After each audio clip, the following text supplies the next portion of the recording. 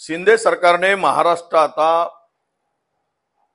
उद्ध्वस्त करत असताना, महाराष्ट्राला पूर्णतः कर्जात डुबत असताना आता महाराष्ट्राच्या जमिनीचा 7/12 अदानीच्या नावे करायचा निर्धारच केला आहे असं एकूण दिसतंय।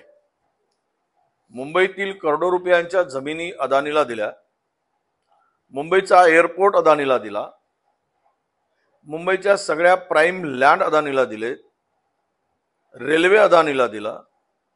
आता पूर्णतः अदानींचा कंट्रोल तेलावर आहे, लोखंडावर आहे, सिमेंटवर आहे आणि आता शाळावर सुद्धा अदानींचा डोळा गेला आणि अदानींना शाळा देण्याचं काम या महापापी महायुती सरकारने सुरू केलंय। खरं तर स्वातंत्र्याचे प्रणेते महात्मा गांधी, रयतेचे राजे छत्रपती शिवाजी महाराज, घटनाकार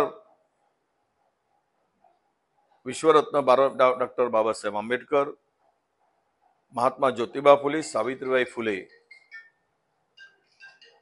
या पुरोगामी महाराष्ट्राच्या या महामानवाच्या प्रतिमाबरोबर सरकारला आता अदानीचा फोटो लावायचा आहे का शिंदे सरकारला, असा प्रश्न पडतोय।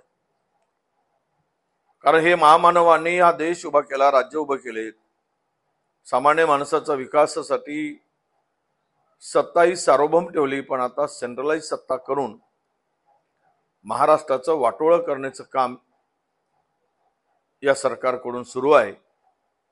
म्हणूनच पोर्ट,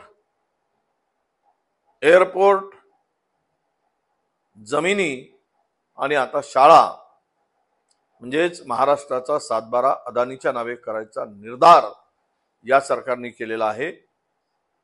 2 महिने वाट बघा। या सरकारने जे काही महाराष्ट्राचं वाटोळं करायचं